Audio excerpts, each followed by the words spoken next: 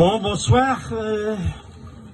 Quand Christian m'a demandé si j'étais prêt à vous entretenir un peu ici, j'ai dit, bon, ça dépend combien d'orateurs et si les pieds ne deviennent pas trop froids.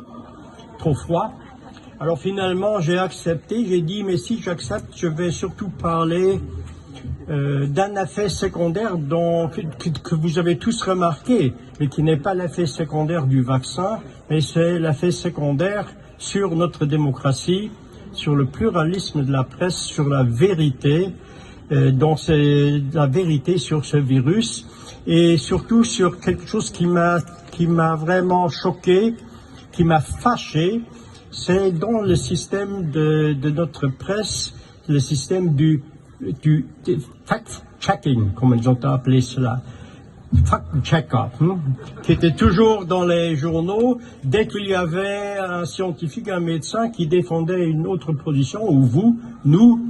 Alors, il y a eu toujours un fact-checking de gens très savants, où on ne sait pas qui c'est, et pour nous contredire.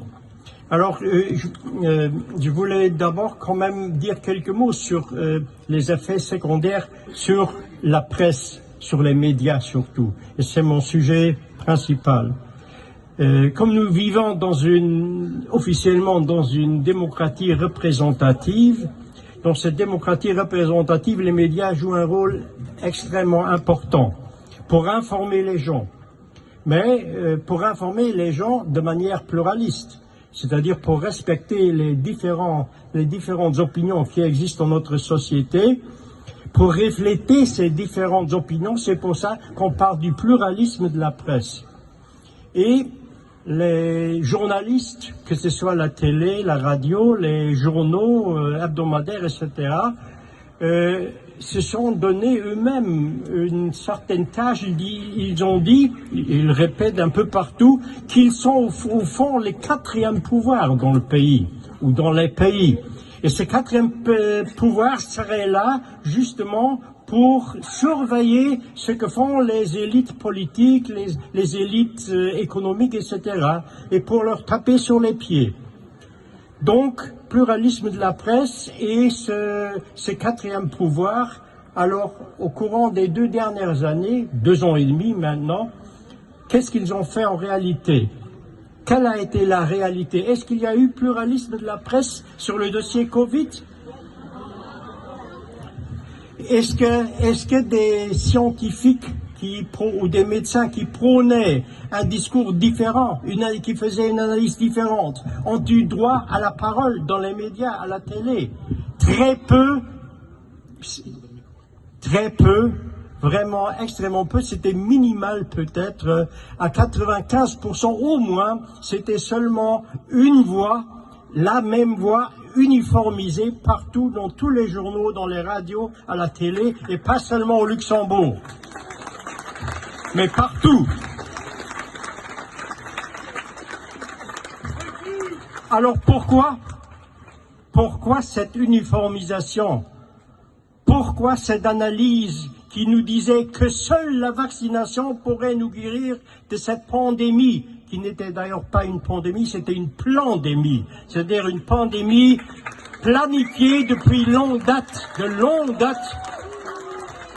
depuis au moins 10 ans, depuis la dernière soi-disant pandémie qui était en 2009 et en 2010, la soi-disant grippe porcine de l'époque qui n'en était pas une et qui a été dévoilée comme scandale et comme mensonge par après. Mais certains milieux,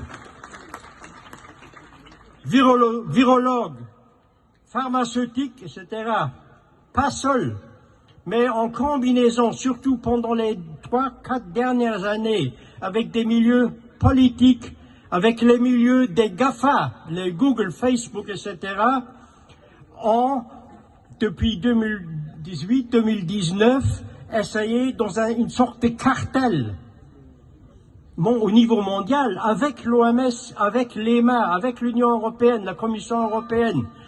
Ils ont essayé d'uniformiser tous les médias dans un seul sens, vacciner, vacciner et vacciner, pour sortir de cette soi-disant crise de pandémie. C'est ça qui a été fait. Quel a été le rôle des médias? Pourquoi tous se sont laissés uniformiser de cette façon-là? Est-ce la dépendance des subsides de l'État, de l'aide de la presse? Peut-être en partie. Est-ce la dépendance des journaux et des télévisions de leurs propriétaires, qui sont surtout au niveau mondial des milliardaires? Un exemple, la France. Savez-vous qu'en France, 95% de tous les médias, télévision, radio, journaux, hebdomadaires, etc., se trouvent entre les mains de 8 à 9 milliardaires français. Dassault, Arnaud, Nil, etc. Même chose en Allemagne, presque. Presque la même chose en Allemagne, où 80% au moins aussi sont entre les mains de quelques grandes sociétés de médias, comme Bertelsmann, comme Springer, comme Ringier, etc. Et c'est les propriétaires, ces milliardaires qui possèdent ces journaux-là, ils dictent ce que les journalistes ont le droit d'écrire. En allemand, il y a un proverbe qui dit « Wes Brot ich esse, des Lied ich sing ». Et c'est ça actuellement le travail des journalistes, de beaucoup de journalistes qui, s'ils veulent garder leur emploi, doivent tenir le même langage uniformisé. Donc nous vivons dans une situation des médias vraiment extrêmement problématique au niveau du débat démocratique, d'un débat pro ou contre, d'un débat pluraliste. Mais ce n'est pas tout. Pendant cette pandémie, ces mêmes milieux de milliardaires, et on peut citer leurs noms, ces mêmes milieux ont encore y ajouté quelque chose. Et c'est quelque chose, c'est le système du fact-checking. Du fact que vous avez remarqué, c'est un peu dans tous les pays, dès qu'un scientifique, un médecin a défendu une position contraire, ou des mouvements comme le nôtre, il y a eu les fact-checkers dans le Tagerak, dans le Vord, à la télé, etc., qui ont dit « Ah non, nous avons fait des recherches sérieuses, scientifiques, et tout ce que disent nos adversaires, c'est faux, c'est complotiste. Nous sommes tous des complotistes dans ce sens-là. Moi ici, donc complotiste. Et alors, ce fact-checking, il faut se poser la question, qui sont ces journalistes qui font ce fact-checking? Qui sont ces journalistes? Dans tous les pays, il y a des sociétés, des associations de fact-checkers. Je ne peux pas vous expliquer de ce système de fact-checking dans tous les pays. J'en ai choisi un. C'est le fact-checking en Allemagne. Et l'association qui fait ce fact-checking en Allemagne, ça s'appelle Correctiv. Correctiv. Correctiv, je vais vous donner quelques données sur Correctiv. Je vais faire un contre-fact-checking sur Correctiv. Alors, ce fact-checking, cette organisation de fact-checking allemande a été créée en 2014. Qui l'a créée? Elle a été créée par une femme propriétaire d'un très grand journal en Nord-Rhénanie-Westphalie qui s'appelait la WAZ, c'est-à-dire elle a été héritière de cela, et elle est multimilliardaire en Allemagne.